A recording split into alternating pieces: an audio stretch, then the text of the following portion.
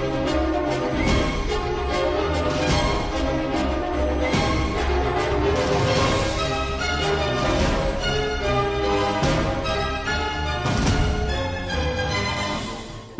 உறக்க சொல்லுங்கள் நிகழ்ச்சிக்கு மீண்டும் உங்களை அன்போடு வரவேற்கிறோம்.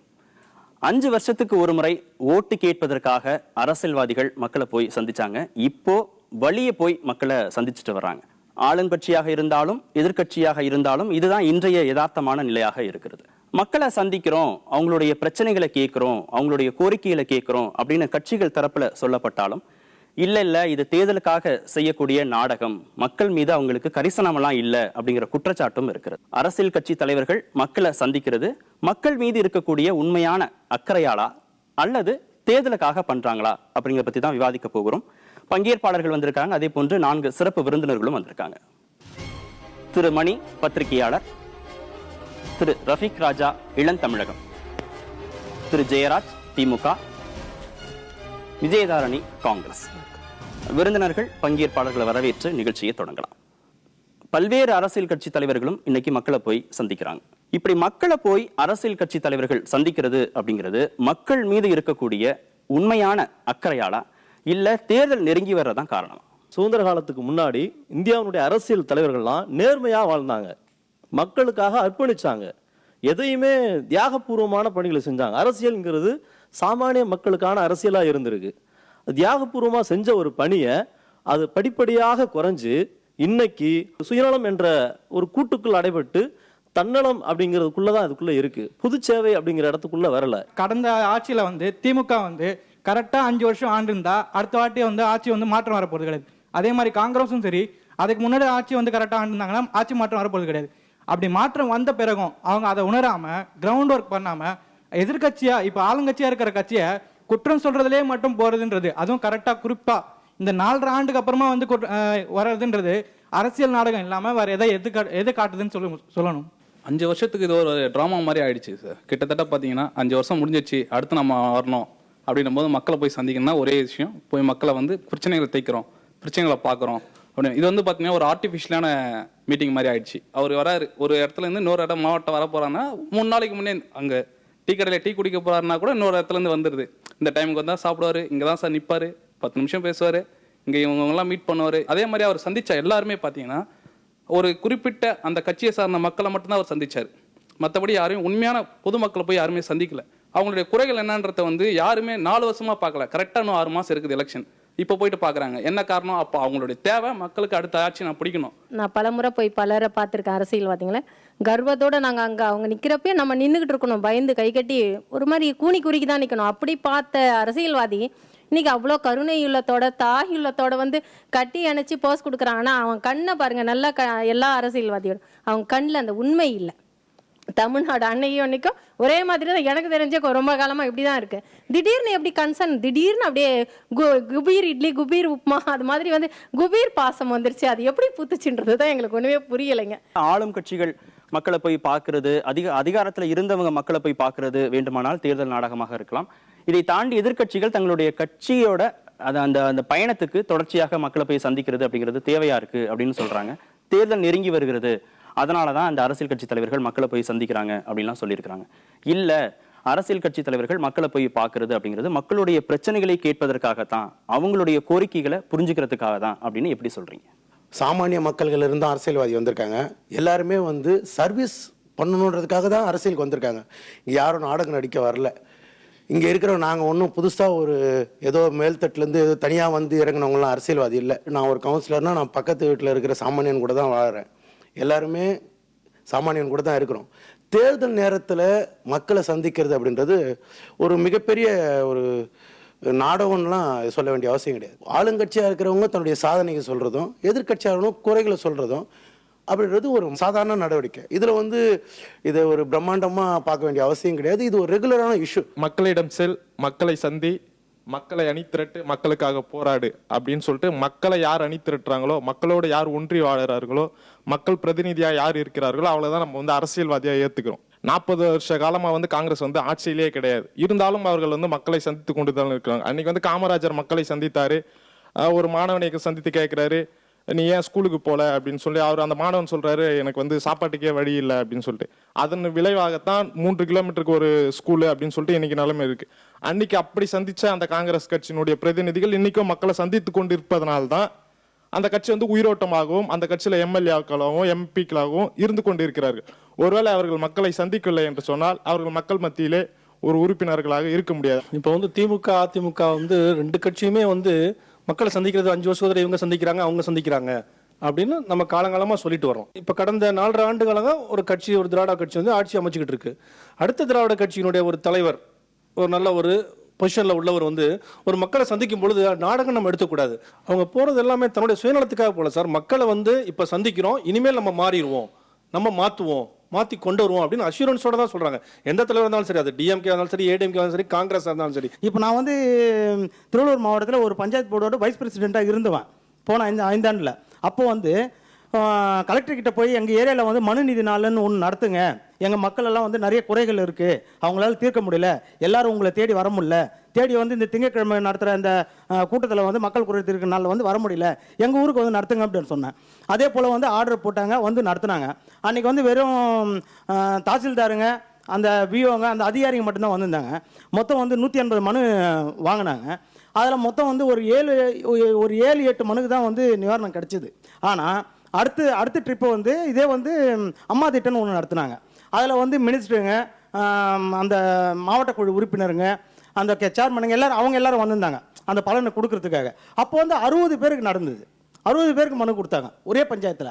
நான் அப்போ வந்து விவோ கிட்ட கேட்டேன், சார் போன வருஷத்தில் நாங்கள் இருக்கும்போது இத்தனை மனு கொடுத்தோமே, அப்போ வந்து நீங்கள் மொத்தமே ஒரு 6 பேருக்கு தான் பண்ணீங்க, இந்த ட்ரிப் எப்படி சார் 60 பேருக்கு வந்தாங்கன்னா, போன ட்ரிப் வந்து அதிகாரிங்க வந்தாங்க சார், இந்த ட்ரிப் வந்து அரசியல்வாதிங்க வந்திருக்காங்க, ஒரு 10 பேர் வராங்கன்னா ஆளுக்கு 4 பேருக்கு அது கொடுக்கணும், அதுக்காகவாது நாங்கள் போட்டு தான் ஆகணும் அப்படின்னு சொல்கிறாங்க. இது நல்லது தானே? இதில் என்ன ஒரு கெடுதல் இருக்க போது? வரட்டுமே. இதுவரையிலும் வந்து தேடி போகல, அதனால் வந்து ஓட்டு போட்டுட்டு இருந்தாங்க. இப்போ தேடி போனால் தான் ஓட்டு போடுவாங்கன்றது நான் தெரிஞ்சிருக்கு, தேடிட்டு வர்றாங்க. திரு மணி, ஆளும் கட்சியாக இருக்கிறவர்கள் தங்களுடைய சாதனைகளை மக்கள்கிட்ட கொண்டு போறாங்க, எதிர்கட்சியாக இருக்கக்கூடியவர்கள் இங்க இருக்கக்கூடிய குறைகளை மக்கள்கிட்ட கொண்டு போறாங்க. இது ஒரு இயல்பான விஷயம் தானே, இதுல விமர்சனத்திற்கு என்ன இருக்கு அப்படின்னு கேட்கறாங்க. அரசியல்வாதிகள் வந்து கண்டிப்பா அவங்க பாலிடிக்ஸ்ல எதுக்கு இருக்காங்க? பவரை கேப்சர் பண்ணணுன்றதுக்கு தான் இருக்காங்க. எப்படியாவது அதிகாரத்தை கைப்பற்ற வேண்டும் என்பதற்காகத்தான் அவர்கள் அரசியலில் இருக்கிறார்கள்.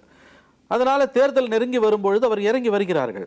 அங்க ஒரு நண்பர் சொன்னது மாதிரி இப்பயாவது வராங்களேன்ற அளவில் அதை நம்ம பார்க்கணும். கண்டிப்பா அது ஒரு பாசிட்டிவ் தான். ஆனா அதோடய அது நின்றுட போதா, அடுத்தடுத்த ஸ்டேஜஸ்ல அது என்ன நடக்க போகுது அப்படின்றதையும் அந்த ஒரு லயபிலிட்டியை நீங்க வந்து அவங்களுக்கு வைக்கணும். அப்பதான் வந்து அவங்களால வந்து அடுத்தடுத்த இதுக்கு போக முடியும். அட்லீஸ்ட் இப்பயாவது வந்து தொலைச்சாங்களேன்னு நமக்கு தோணுது. விமர்சனங்கள் எங்க வருதுன்னு கேட்டீங்கன்னா, ஒரு விதத்துல வந்து போக முடியாதவர்கள் அல்லது போனா மக்கள் கிட்ட வந்து சம்மட்டியடி வாங்க வேண்டியவர்கள் தான் வந்து போகாம இருக்காங்க. இதுல இந்த ஹோல் விஷயமே என்னன்னு கேட்டீங்கன்னா வந்து பொலிட்டிக்கல் கிளாஸ் இருக்கு பாருங்க, அரசியல்ன்ற அது மேல மக்களுக்கு இருக்கக்கூடிய நம்பிக்கை வந்து குறைஞ்சுகிட்டு வருது. அது வந்து என்ன பொறுத்த வரைக்கும் அது ஒரு விதத்துல நல்லது கிடையாது. அது என்ன பண்ணீங்கனாலும் நீங்க இந்த சிஸ்டத்துக்குள்ளதான் நம்ம ஃபங்க்ஷன் பண்ணி ஆகணும். அப்படி இருக்கும் பொழுது இவர்கள் வருவது என்பது வந்து நாடகம்தான், கண்டிப்பாக அது நாடகம்தான். ஆனால் நமக்கு வேறு வழி இல்லை. அதாவது சொல்லுவாங்க, ஈவில் நெசசரி ஈவில்வாங்க. அப்படிதான் இதை வந்து நம்ம பார்க்கணும்னு நினைக்கிறேன். திரு ஜெயராஜ், இத்தனை ஆண்டு காலம் எங்க போனாங்க? இத்தனை ஆண்டு காலம் தமிழகம் சுபிட்சமா இருந்ததா? இந்தியா சுபிட்சமா இருந்ததா? பிரச்சனைகளே மக்களுக்கு இல்லையா? இப்போ 6 மாசத்துக்கு முன்னாடி தேர்தல் இருக்கு அப்படிங்கறதுனால தானே போறாங்கன்னு இந்த தரப்புல விமர்சனம். இல்ல, அப்படி சொல்ல முடியாது. மக்களோடு மக்களாக இருக்கிறவர்கள் மட்டும்தான் அரசியல்வாதியாக இருக்க முடியும். வேறு வேறு தளத்தில் இருக்கிறவர்கள் ஒருபோதும் அரசியல்வாதியாக இருக்கவே முடியாது. நாங்கள் என்ன நினைக்கிறோம், வெற்றி தோல்விகளை தாண்டி களத்தில் எந்த நேரமும் இருக்கணும். இப்பொழுது மழை வருது அப்படின்னு நீங்க பாத்தீங்கன்னா, ஆகாய தாமரை எடுக்கணும், கூவத்துல தண்ணி போவோம் அப்படின்னா அதுக்கு ஒரு போராட்டம் பண்றோம். இதற்கு முன்னாடி எல்லா நகராட்சியிலும் கூட்டு குடிநீர் திட்டத்தை உருவாக்கணும், நடைமுறைப்படுத்த கூட்டு குடிநீர் திட்டத்தை நடைமுறைப்படுத்துங்கன்னு போராட்டம் பண்றோம். ஒகேனக்கல் கூட்டு குடிநீர் திட்டம் நடைமுறைக்கு வரல, வேலூருக்கு வரலன்னு சொல்லி போராட்டம் பண்றோம். இனி மக்களை தேடி அரசியல்வாதிகள் வந்துதான் ஆகணும். அதுதான் எங்க ஃபர்ஸ்ட் அஜெண்டா. எங்கள் திமுக பொருளாளர் தளபதி அவர்கள் இந்த பிரச்சார பயணத்தை ஆரம்பிக்கிற முதல் கூட்டத்தில் கன்னியாகுமரி மாவட்டத்தில் சொன்னார், இனிமேல் மக்கள் எங்களை தேடி வர வேண்டியதில்லை, நாங்கள் மக்களை தேடி வருகிறோம் அரசியல்வாதிகள். அதுதான் சார் உண்மையான ஒரு ஜனநாயகம். இப்போ சகோதரி விஜயதாரணி சட்டமன்ற உறுப்பினர் இருக்காங்க, முதல் முறையா எம்எல்ஏவா இருக்காங்க. அவங்க தொகுதியில மட்டும் இல்ல, தமிழ்நாடு முழுக்க அவங்க பயணம் போயிருக்காங்க. கிட்டத்தட்ட அவங்க எல்லா மாவட்டத்திலும் காங்கிரஸ்ல பிரச்சாரம் பண்ணிருக்காங்க. 32 மாவட்டத்துக்கும் பயணம் போயிருக்காங்க. அது நாடகமா? அவங்க பயணம் போனது யாருக்குமே இருக்க பல பேருக்கு தெரியாது, யாருக்குமே தெரியாது. இன்னும் கேட்டா இன்னைக்கு ஒரு மூத்த தலைவர் அல்லது வந்து ஒரு பிரபலமான ஒரு தலைவர் இன்னைக்கு வந்து ஒரு ஆர்கனைஸ்ட் டீமோட நாங்க வெளிப்படுறோம் ஒரு ஆர்கனைஸ்டா நாங்க ஒரு பயணத்தை செய்யறோம், எல்லா தரப்பு மக்களையும் சந்திக்கிறோம். அதனால இப்ப வளப்பட விமர்சனங்கள் நாங்கள் இதை பற்றி கவலைப்படல. காய்க்கிற மரம் தான் கல்லடிப்படும். இந்த விமர்சனத்தை நாங்கள் ஏற்றுக்கொள்கிறோம். இதில் குறைகள் இருந்தால் அதை நிவர்த்தி பண்ணவும் தயாராக இருக்கிறோம். மக்களை சந்திக்க போற அரசியல்வாதிகள் சந்திக்கிறதோட நிறுத்திக்கிட்டா பரவாயில்ல, ஆனா அவங்களோட இயல்பா இருக்கணும், மெர்ஜ் ஆகணும் அப்படிங்கிற அடிப்படையில இயல்புக்கு மீறிய சில விஷயங்களை அவங்க வந்து அந்த சம்பவ இடங்கள்ல பண்றாங்க. அதுதான் விமர்சனத்திற்கு உள்ளாக்கப்படுகிறது. என்ன மாதிரியான விஷயங்களை இந்த அரசியல்வாதிகள் அங்க பண்றாங்க? திரு ஸ்டாலின் அவர்கள் பார்த்தோன்னா ஆட்டோல வராரு, நல்ல நான் அவர் மட்டுமே பார்ட்டிசிபேஷன் பண்ணல, ஆட்டோவில் வராரு, ஃபோட்டோ உடனே அப்டேட் ஆகுது ஃபேஸ்புக்கில். அதுக்கப்புறம் பார்த்தீங்கன்னா ஒரு இருட்டு கடை அல்வா சாப்பிட்றாரு, அப்டேட்டட் ஆகுது. நைட்டில் ஒரு கட்டட வேலை செய்கிற பொம்பளை பட்டு சேலை கட்டிட்டு இருக்க மாதிரியும் இவர் அங்கே போய் நல்லா விசாரிக்கிற மாதிரியும் எவ்ரி திங் ஆர்டிஃபிஷியலாக இருக்குது. இந்த விளம்பரங்கள் வந்து இயல்பாக போங்க. நீங்கள் நேரடியாக ஒரு கட்டட வேலை செய்கிற பில்டிங் யாரும் தேவையில்ல, போயிட்டு என்னங்க உங்கள் பிரச்சனை, குறைகள் என்ன, இங்கே நிறைகள் என்ன இருக்குது, உங்களுக்கு என்னென்ன பிரச்சனை. வந்தவாசி வந்தார், அங்கே பாய் வியாபாரம் பண்ணுறவங்களோட குறைகள்னு சொன்னார். ஒரு 2-3 பேர் தான் தெரியும். ஆனால் அங்கே மிகப்பெரிய ஒரு பிரச்சனைலாம் இருக்குது. ரோடே சரியில்லை, அந்த ரோடு. அதை போனவர் அதை பற்றி பேசியிருக்கலாம். அங்கே என்ன மைய பிரச்சனையோ அதை மட்டுமே பேசி விளம்பரம் தேடிக்கணும்னு நினைக்கிறது வந்து இது வந்து இயல்பை தாண்டி இருக்குது. ஜெயராஜ் சார் சொன்னார், விஜயதாரணி மேடம் வந்து சுற்றுப்பயணங்கள் போனாங்க, அவங்க மக்களை வந்து பார்த்தாங்கன்னு. இன்னைக்கு ஃபேஸ்புக்கில் அப்டேட்டட் வெர்ஷன் ஒன்று பார்த்தீங்கன்னா மேடம் காணவில்லை அப்படின்னு சொல்லிட்டு ஒரு ஃபோட்டோ போட்டுருக்காங்க அவங்க தொகுதியில். அது இன்னைக்கு ஃபேஸ்புக்கில் பரவலாக போயிட்டுருக்கு.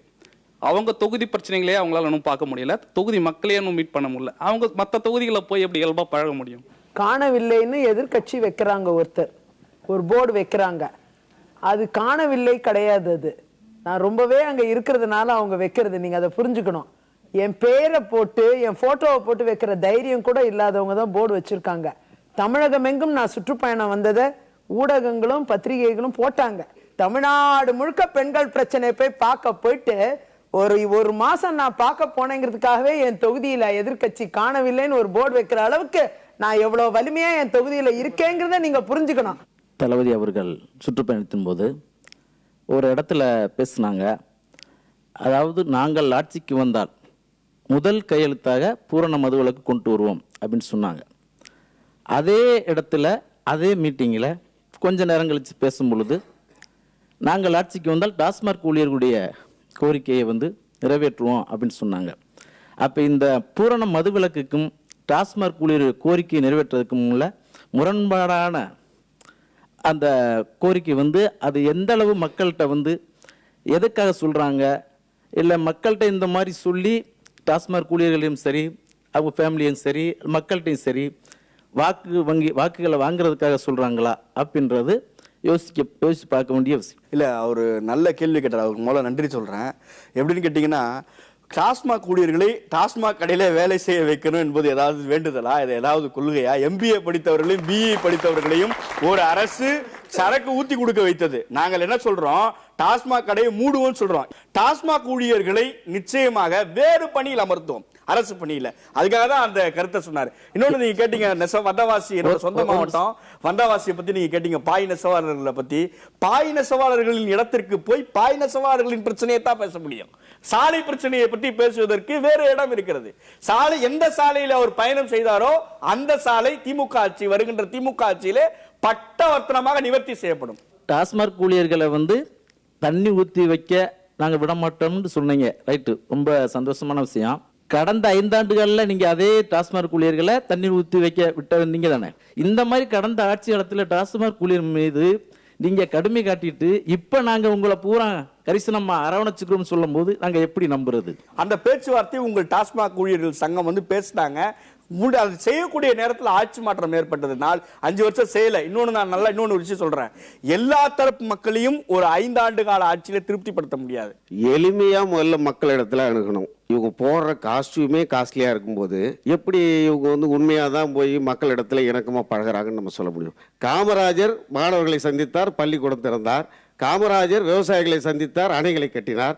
காமராஜர் சுற்றி சுற்றி சுற்றி வந்து இந்த மண்ணின் நலத்திற்காகவும் மக்களின் நலத்திற்காகவே பாடுபட்டார். அவரோடு சீடராக இருந்த தியாகச்சீலர் கக்கனும் தன்னுடைய பொது வாழ்வில் மிக எளிமையாக இருந்தார் என்பது இந்த மண்ணினுடைய வரலாறு. இவர்கள் எங்கே இருக்கிறார்கள்? இன்னைக்கு ஒரு சட்டமன்ற உறுப்பினர்னா சொகுசு பங்களா, சொகுசு காரு, முறம் போல மோதிரம், தாம்புகர் போல செயின், ஏசங்களி போல பிரேஸ்லெட், இவர் தான் சட்டமன்ற உறுப்பினர். இப்படி இருந்தால் எப்படி இவர்கள் மக்களிடத்துல இணக்கமாக பழக முடியும்? அவரை பார்த்தாலே பயமா இருக்குது மக்களுக்கு. மக்களை போய் சந்திக்கும் போது ஒரு ட்ரெஸ் போடுறது, இப்படியெல்லாம் இதை பற்றி பேசுகிற விஷயம்ன்றதே ஒரு யதார்த்தமான விஷயமாவே தெரியல. நம்ம மக்களை சந்திக்கிறோம், எப்படி போனாலும் அது ஒன்றும் இல்லை. பொலிட்டிக்கல்னால் எல்லாம் ஒயிட் ஷர்ட் போட்டுன்னு போவாங்க, இல்லை கொஞ்சம் யங்ஸ்டராக இருந்தால் ஃபேன் ஷர்ட் போட்டுன்னு போவாங்க, அவ்வளோதான். இதில் என்ன இஷ்யூ இருக்குன்னு எனக்கு தெரியல. ஒரு விசேஷ வீட்டுக்கு நம்ம போகும்போது நம்மக்கிட்ட ஒரு நல்லினம் இருக்கும், ஒரு நேர்த்தி இருக்கும், ஒரு உடையை வந்து தேர்ந்தெடுத்து நம்ம போட்டு போவோம். இதே ஒரு துக்க வீட்டுக்கு போறீங்க, ஒரு பிரச்சனைக்குரிய இடத்துக்கு நீங்க போறீங்க அப்படிங்கும்போது அந்த உடையில நீங்க அவ்வளவு நல்லினம் இருக்காது, அவ்வளவு தேர்ந்தெடுத்த விஷயங்கள் எல்லாம் நீங்க போட்டுட்டு போக மாட்டீங்க. இது ஹியூமன் சைக்காலஜி, நமக்குள்ளேயே ஊறி இருக்கக்கூடிய ஒரு விஷயம். மக்கள் பிரச்சனையோட இருக்கிறாங்க, அந்த மக்களை போய் நீங்க சந்திக்க போறீங்க, இடர்பாடுகள்ல அவங்க இருக்கிறாங்க. அப்போ அவங்களோட நீங்க லிங்க்ல வரணும், அவங்களோட நீங்க மெர்ஜ் ஆகணும், அவங்க பிரச்சனைகளை புரிஞ்சுக்கணும், அவங்க கோரிக்கையை கேட்கணுங்கிறதுக்காக தான் நீங்க போறீங்க. அப்போ ஒரு கார்ப்பரேட் லுக்ல ரொம்ப ஒரு ஆர்கனைஸ்டு ட்ரெஸ் போட்டு ரொம்ப ஒரு பக்காவா போனீங்கன்னா எப்படி அவங்க உங்கள்கிட்ட மெர்ஜ் ஆவாங்க? அவங்களுடைய பிரச்சனைகளை தானா முன் வந்து இவர் நமக்கான பிரதிநிதி அப்படிங்கிற அந்த ஒட்டுதல் அவங்களுக்கு எப்படி வருங்கிறது இயல்பான சந்தேகம் தானே சார். எதை வந்து அவங்க இயல்பா இல்லை அப்படின்னு சொல்றாங்கன்னே தெரியல. இப்போ ஒரு முதலமைச்சர் ஸ்டாலின் போறாருன்னு வச்சுங்களேன், மழை காலம் இருக்கு, மழை இருக்கு, அவர் வேஷ்டியை தூக்கி கட்டிட்டு போறாரு. அவர் என்ன சாட்ஸா போட்டுட்டு போக முடியும்? இப்போ விஜய் தண்ணி மேடம் போறாங்க, அவங்க என்ன சின்ன ட்ரெஸ்ஸா போட்டு போக முடியும்? அவங்க இயல்பா இருக்கிற ட்ரெஸ்ல போறாங்க, அந்த இடத்துக்கு ஏற்ற மாதிரி மாத்திக்கிறாங்க. அது ஒன்றும் அவங்க இயல்பா இருக்கிற அதை ஒன்றும் தவறு, அவங்க இயல்பா இருக்கிற மாதிரி தான் இருக்கிறாங்க. ஒரு கிராமத்துல போய் பேசணும் அப்படின்னா ஒரு வெள்ளை சட்டை போட்டுட்டு போனா வித்தியாசம் இருக்குங்கிறனாலதான் வண்ண உடை போட்டு போயிருக்கிறாங்க. ஆனா அதுக்காக வந்து காந்தி மாதிரி முழங்கால் வரைக்கும் வந்து அறத்துண்டா கட்டிட்டு போக முடியும்? அதுதான் தேர்தல் நாடகம். இது இயல்பா ஒரு என்ன சொல்ல, அவருடைய வளர்ச்சிக்கு, அவருடைய படிப்புக்கு, அவருடைய வாழ்நிலைக்கு எந்த மாதிரியான உடை போட்டு போகணுமோ அந்த மாதிரியான உடை போட்டு போயிருக்கிறார். அதையும் வந்து நாடகம் சொல்ல முடியாது. வெட்டி பந்தார் ஜிகர் தண்டா தான் வரும்போதே 100 கார், ஒரு வட்டம் கூட 5 கார் எடுத்துக்கிட்டு வருது. ஏன் வர? என்கிட்ட 2 வீலர் தான் இருக்கு, நீ என்ன மாதிரி 2 வீலர்ல வா, திடீர்னு வா, சொல்லாத வாங்க, திடீர்னு வந்தாதாங்க சார் அது ஏன் நிலைமை என்னன்றது தெரியும். நீங்க என்ன எல்லாமே ப்ரீ பிளான்டா, நாளைக்கு சார் வரப்போறேன், நீங்க வரப்போறீங்கன்னா நான் அதுக்கேற்ற மாதிரி என்கிட்ட பைசா இல்லைன்னா கூட நான் ஒரு 1000 ரூபாய் கடை வாங்கியாவது நல்லா சமைச்சு வீட்டை நீட்டா வச்சிருப்பேன். அப்போ வந்து அதுல ஒண்ணுமே என் கஷ்டம் உங்களுக்கு தெரியாதுங்க. அதுல என்ன யதார்த்தம் இருக்கும்? நேரா அவர் போயிட்டாருன்னா அவர்கிட்ட எல்லாம் சொல்ற முடியாது. அங்க இருக்கிற நிலைமை அவருக்கும் புரிஞ்சிடாது.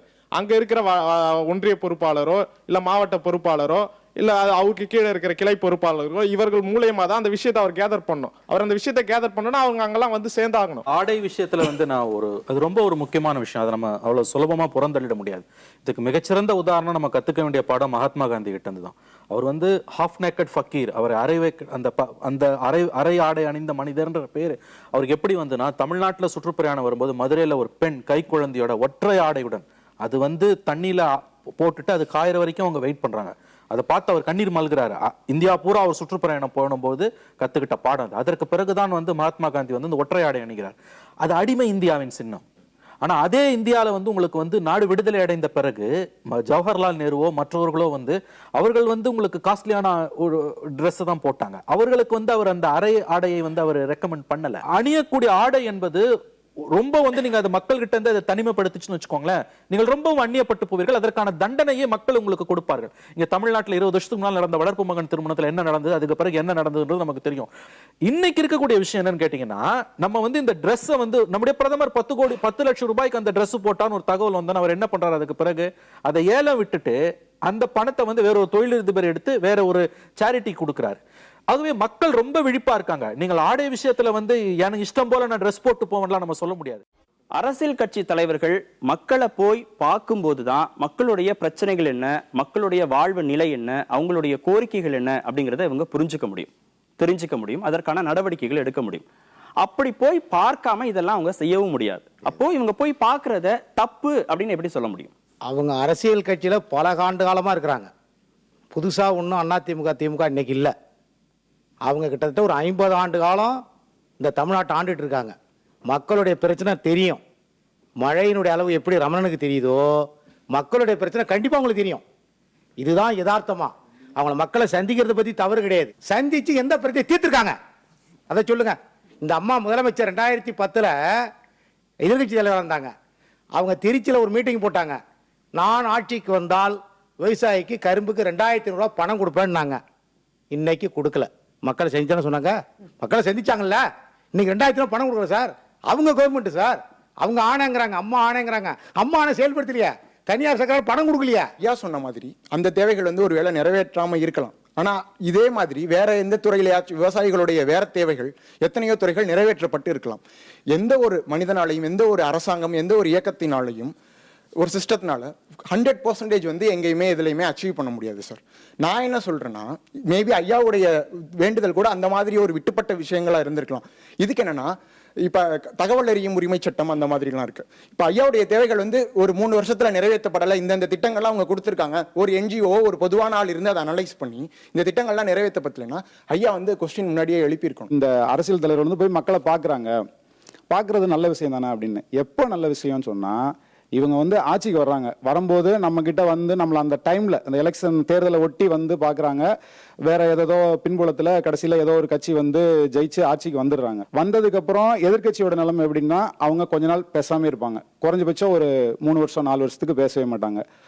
ஆளுங்கட்சி என்னன்னா, அவங்க ஆட்சிக்கு வந்தாச்சு, அவங்க அப்படியே வந்து அவங்களோட அந்த கட்சி சார்ந்து அவங்க கட்சியை வளர்க்கறதுக்கும் கட்சிக்குள்ள இருக்கிறவங்க வளர்றதுக்குமான வேலைகள் மட்டும் அவங்க பண்ணிட்டு இருப்பாங்க. இவங்க வந்து முழுசா மக்கள் மேல அக்கறை இருக்கிறவங்க. ஒவ்வொரு 6 மாசத்துக்கு ஒரு தடவை எதிர்கட்சிகள் பூரா வாங்க.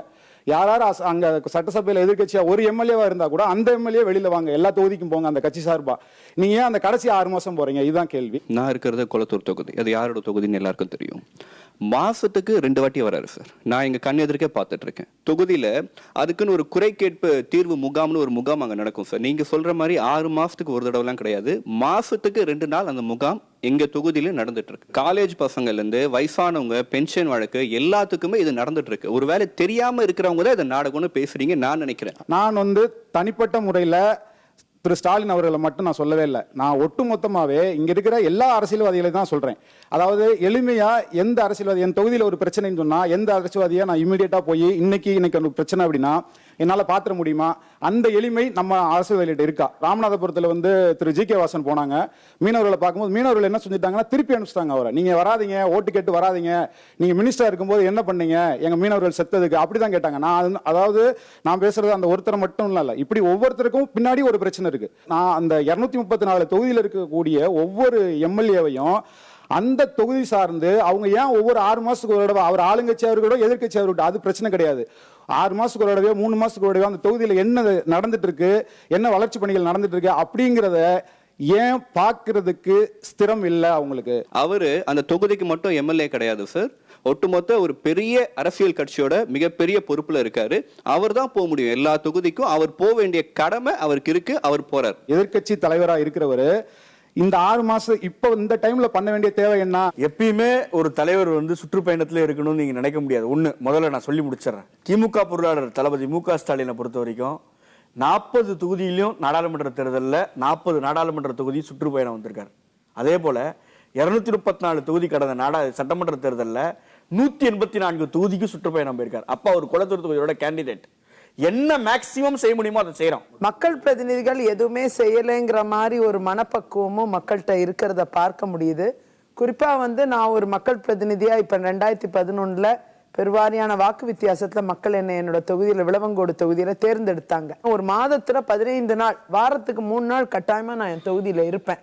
அங்க வந்து வெறும் குறை தீர்ப்பு பிரச்சனைகளை வந்து முதல் ஆண்டு 2வது ஆண்டு குறைகளை கேட்டுக்கிட்டேன். ஆனா 3வது ஆண்டு அது முடிச்சுட்டேனாங்கிற ரிவ்யூ எனக்கு நடந்துகிட்டே இருக்கும். அப்படி பார்க்க போனா என்னோட விளவங்கோடு தொகுதிக்கு தமிழ்நாட்டிலேயே இவ்வளவு அலாட்மெண்ட் வேற எந்த தொகுதிக்கும் எனக்கு கிடைச்சதான்னு எனக்கு தெரியாது. 136 கோடிக்கான சாலைகள் இன்னைக்கு நிறைவேற்றப்பட்டிருக்கு. இன்னைக்கு உங்கள்கிட்ட நான் கேட்கிற கேள்வி, முதலாவது நீங்க திருந்துங்க. நீங்க ஓட்டுக்கு பணம் வாங்குறத கைவிடுங்க. கட்சிகள், அரசியல்வாதிகள் எல்லாரும் சரியா இருப்பாங்க. பணம் கொடுத்து வாக்கு வாங்குவது என்பது இந்தியாவில் வேறு எந்த மாநிலத்தையும் விட தமிழ்நாட்டில் தான் மிக கேவலமாக போய்கொண்டிருக்கிறது. கடந்த 15 ஆண்டுகளாக யார் ஆரம்பிச்சாங்கன்ற ஆராய்ச்சி வந்து தேவையற்றது. திருமங்கலம் ஃபார்முலாக்கு முன்னாலேயே வந்து லட்டுல மூக்குத்தி வச்சு யார் கொடுத்தாங்கன்றது தெரியும், அது யார் ஆட்சின்றதுன்னு தெரியும். இவங்க அதுக்கு அடுத்த ஸ்டேஜுக்கு கொண்டு போயிட்டாங்க. இன்னைக்கு கஷ்டத்துல இருக்க ஒருத்தங்கிட்ட போய் ஒரு 1000 ரூபாய் 2000 ரூபாய் கொடுத்தா வாங்கிட்டான்னா அவன் வாங்குறது தான் தப்புன்னு பேசுறது வந்து ரொம்ப என்ன பொறுத்தவரையில் அயோக்கியத்தனமான பேச்சு. இதை செய்யக்கூடிய அந்த அரசியல்வாதிகள், இதை செய்யக்கூடிய அரசியல்வாதிகள் யாராக இருந்தாலும், எந்த கட்சியாக இருந்தாலும் அவர்கள் கடுமையாக கண்டிக்கப்பட வேண்டியவர்கள். இவர்களை வந்து மக்கள் முழுவதுமாக ஒதுக்க வேண்டும். பழிய தூக்கி மக்கள் மேல போடாதீங்க. மக்கள் காரணம் கிடையாது இதுக்கு. மக்கள் கிட்ட கொள்ளடிக்கிறது எங்கிட்ட கொண்டு வந்து குடுக்குறானு அமைதியா இருக்கான்னு நினைக்காதீங்க. முழுக்க முழுக்க அரசியல் கட்சிகள் தான் இதற்கு காரணம். மக்களை குறை சொல்வது என்பது கிஞ்சித்தும் ஏற்றுக்கொள்ள முடியாது. அதாவது இன்னைக்கு வந்து நான் சொல்ல வந்ததை அவர் புரிஞ்சுக்கலன்னு நான் நினைக்கிறேன். மக்கள் வாங்கறதும் தப்பு, அரசியல் கட்சி கொடுக்கறதும் தப்பு. நான் அதுக்கு தான் என் தொகுதியை உதாரணமா சொன்னேன். இன்னைக்கு 2011 நான் சட்டமன்ற உறுப்பினர் ஆன பொழுது என் தொகுதியில எந்த ஓட்டுக்கும் காசு கொடுக்கல. மக்கள் உணர்வு பூர்வமா ஒரு நல்ல நபர் வரட்டும்னு நினைச்சு ஓட்டு போட்டாங்க. அது ஒண்ணு இருக்கு, எங்க கட்சி மேல ஒரு மரியாதை இருக்காங்க. ஆனால் இதே போல தமிழகம் எங்கும் எல்லா இடத்துலயும் ஒட்டுமொத்த தமிழகமும் விளவங்கோடா இருந்தா எவ்வளவு நல்லா இருக்கும் அப்படின்னு எப்பயுமே என் மனசுல ஒரு பெரிய ஆதங்கம் இருக்கும். ஏன்னா நானும் ஓட்டுக்கு பணம் கொடுக்கல, அவங்களும் பணம் வாங்கிட்டு ஓட்டு போடல. நல்ல விஷயம், சந்தோஷமான விஷயம். ஆனா அவங்க கட்சி அந்த மாதிரி ஒரு ஹை மாரல் கிரவுண்ட் எடுக்க முடியாது. தமிழ்நாட்டுல வட தமிழகத்தை சேர்ந்த ஒரு காங்கிரஸ் எம்எல்ஏ தமாகாவில் இருந்தவர், அவர் பெயர் குறிப்பிட விரும்பவில்லை, இந்த தொலைக்காட்சியில் நான் விவாதத்திற்கு வரும்பொழுது 3 ஆண்டுகளுக்கு முன்னால் அவர் எங்கிட்ட சொன்னாரு, மணி நான் 4 கோடி ரூபாய் செலவு பண்ணேன், தோத்து போயிட்டேன் அப்படின்னாரு. தனிநபர்கள் ஒரு கட்சியில் இருக்கக்கூடிய ஒருவர் வந்து ஒரு தொகுதியில் நான் செலவு பண்ணலன்னு சொல்றது வந்து நல்லது, ஆரோக்கியமானது. ஆனால் அந்த கட்சி அந்த மாதிரியான போக்குகளை ஊக்குவிக்கிறதா, அந்த கட்சியில் இருக்க பெரும்பாலானவங்க ஓட்டுக்கு பணம் கொடுக்குறாங்களா இல்லையான்றது மட்டும்தான் முக்கியமானது. ஏன்னா அந்த கட்சியின் பிரதிநிதியாகத்தான் விஜயதரன் இங்க இருக்கிறார். ஆகவே அந்த ஹை மாரல் கிரவுண்ட் அந்த கட்சி எடுக்க முடியாதுன்னு போது ரெண்டு திராவிட இது ஒரு மிகப்பெரிய விஷயம். கேன்சர் மாதிரி இருக்கு இன்னைக்கு. ஓட்டுக்கு காசு கொடுக்கிறது கேன்சர் மாதிரி இருக்கு இன்னைக்கு தமிழ்நாட்டில். இந்தியாவில் எந்த மாநிலத்திலும் இல்லாத ஒரு கேவலமான சூழ்நிலை தமிழ்நாட்டில் இருக்குது. வரும் தேர்தலையாவது அதற்கு ஏதாவது ஒரு முற்றுப்புள்ளி வைப்பதற்கான சில முயற்சிகள் எடுக்கப்பட்டால் அது நன்மை பயக்கும். இல்லைன்னா வந்து இன்னும் மோசமா தான் போகும். இது ரொம்ப முக்கியமான விஷயம். இது குறித்து ஊடகங்களும் அதிகமா பேசணும்னு தான் என்னுடைய விருப்பம். அரசியல் கட்சி தலைவர்கள் மக்களை போய் பார்க்கறாங்க. இதனால யாருக்கு லாபம் அதிகம்? மக்களுக்கா அரசியல்வாதிகளுக்கா? அரசியல்வாதிகள் நாங்க இதை செய்யறோம், உங்களுக்காக நாங்க இருக்கிறோம், உங்க பிரச்சனைகளை தீர்க்கிறோம் அப்படின்னா உத்தரவாதம் கொடுத்து மக்களை ஏமாத்தி ஓட்டு வாங்கிறாங்களா? இல்ல மக்கள் அரசியல்வாதிகள் தங்களை சந்திக்க வர்றாங்க, பிரச்சனைகளை சொல்றோம், கோரிக்கைகளை சொல்றோம், இதெல்லாம் சரியா போச்சு, நம்மளுடைய பிரச்சனைகள்லாம் தீர்ந்து போச்சு அப்படின்னு இவங்க பயனடைகிறாங்களா? ஆளுங்கட்சி சார்ந்தவங்க மனு வாங்கினாங்கன்னா அது ஒரு 60% அந்த மனுக்கள், நண்பர் இடையில ஒரு தடவை சொன்னார், ஒரு 60 மனுக்கள் பரிசீலனைக்கு எடுக்கப்பட்டதுன்னு சொன்ன மாதிரி ஒரு 60% 70% மனுக்கள் வந்து பரிசீலனைக்கு எடுக்கப்பட்டு அது மக்களுக்கு தீர்வாகவும் கிடைத்திருக்கிறது. நானும் பல இடங்களில் இதை நேரடியாக பார்த்திருக்கிறேன். எதிர்கட்சி சார்ந்த நமது தலைவர்கள் அந்தந்த இடங்களுக்கு போகும்போது மனுக்கள் வாங்குவாங்க. ஆனால் அது எப்படி போய் அவங்களால நடைமுறைப்படுத்த முடியும்? தாரணி மேடம் சொன்னது மாதிரி பெரிய ப்ராஜெக்ட், அதாவது ரோடுகள், பாலங்கள், இப்படி இதுங்க வேண்டாம், அரசில் அவங்க வந்து கோரிக்கையாக வச்சு சட்டசபையில் பேசி வாங்கி கொடுத்துடலாம். ஒரு தனிநபர் சம்பந்தப்பட்ட மனுக்கள், ஓஏபி, அந்த திருமண உதவி, இப்படி சம்பந்தப்பட்ட மனுக்கள்லாம் வாங்கி மக்கள் வந்து நான் மனு கொடுத்துட்டேன் எனக்கு கிடைச்சிரும் அப்படின்ற மாதிரி ஒரு எதிர்பார்ப்போட எதிர்கட்சி தலைவர்கிட்ட கொடுத்துட்டு அந்த இயக்கத்தோட இருக்கிறதுல மக்களுக்கு ஏமாற்றமே. சார், ஆட்சி அதிகாரத்தில் இருக்கும்போது மக்களை சந்தித்தா அவர்களிடத்த அந்த அதிகாரம் இருக்கிறது, அது செய்ய முடியும், அதில் தவறில்லை. ஆட்சி அதிகாரத்தில் இல்லாத போது மனுக்களை பெறுவது அவர்களுக்கான ஆதாயமே தவிர வாக்குகளை பறிப்பதற்கான வியூகமே தவிர இது மக்களுக்கு எந்த பலனும் இல்லை. முதலமைச்சர் துடிக்கின்ற ஸ்டாலின் 1 லட்சம் மனுக்கள் வாங்கப்பட்டது, அந்த மனுக்களுக்கு மக்களுக்கு ரெசிப்ட் கொடுத்தாரா? ஏன் கொடுக்க மாட்டார்? ஏன்னா கொடுத்தா நீ கேள்வி கேட்ப.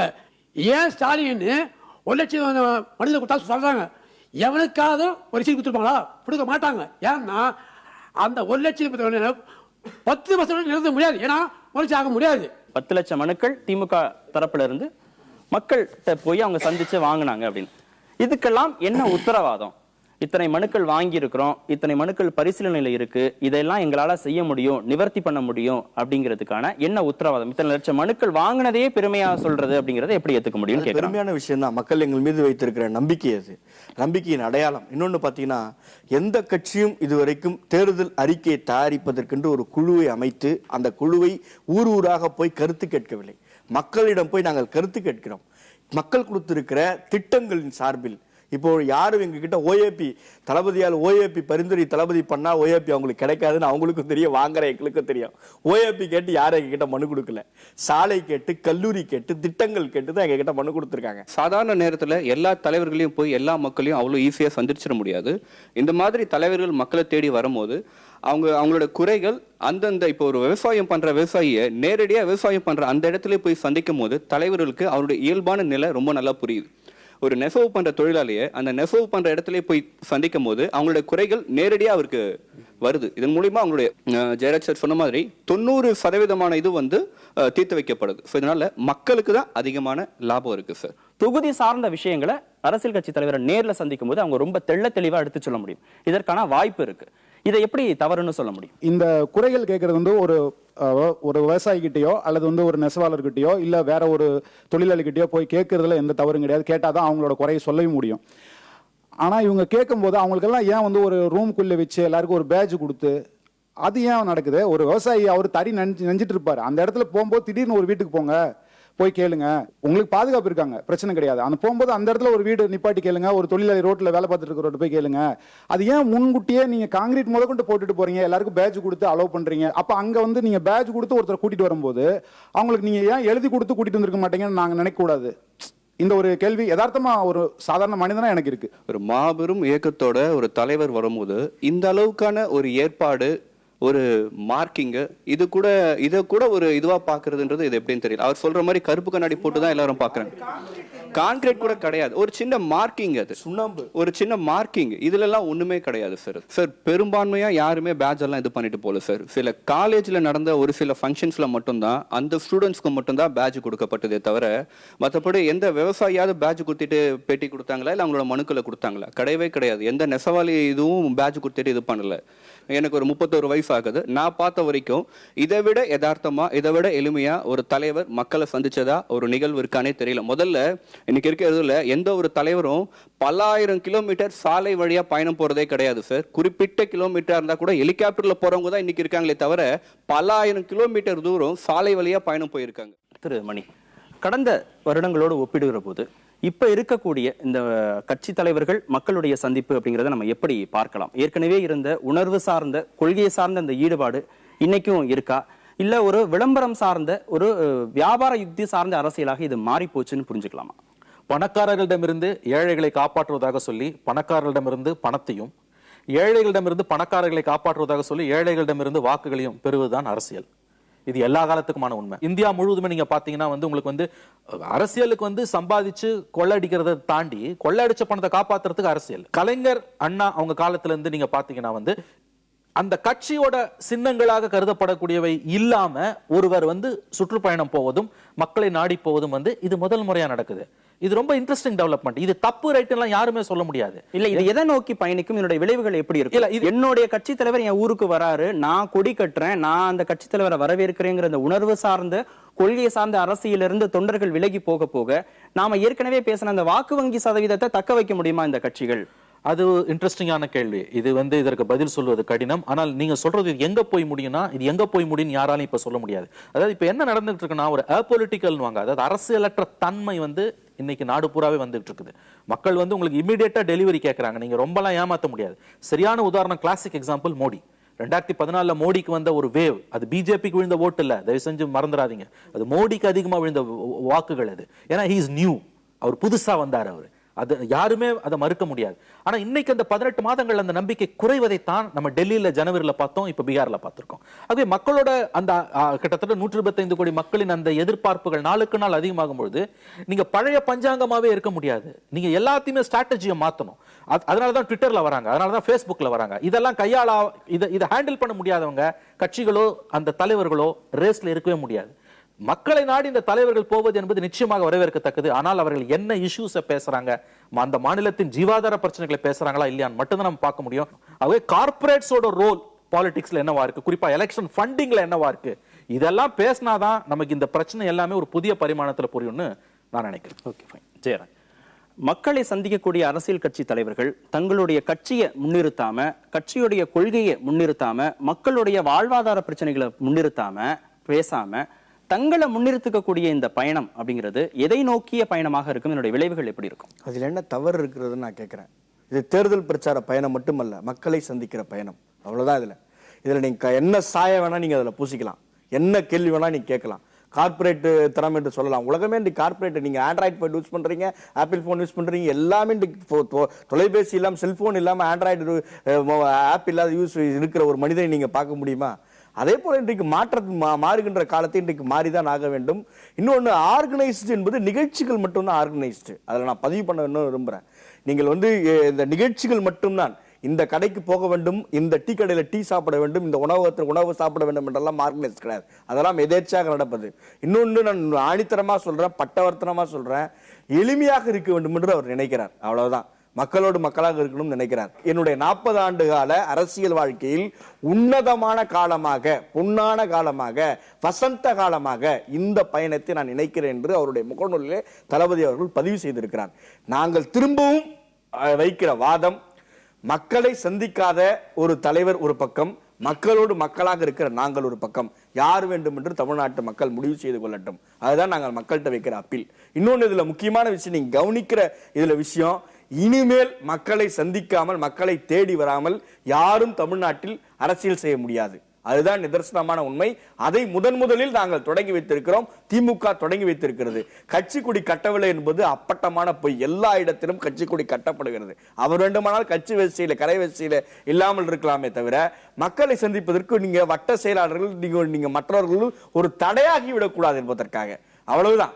நாங்கள் எப்பொழுதும் எங்கள் தளபதியை பார்க்கிறோம், எப்பொழுதும் எங்கள் தலைவரை பார்த்து கொண்டே இருக்கிறோம். தினந்தோறும் நாங்கள் சற்று விலகி நின்று மக்களை அவரோடு இணைக்கிறோம். அவ்வளவுதான் இதுல விஷயம்.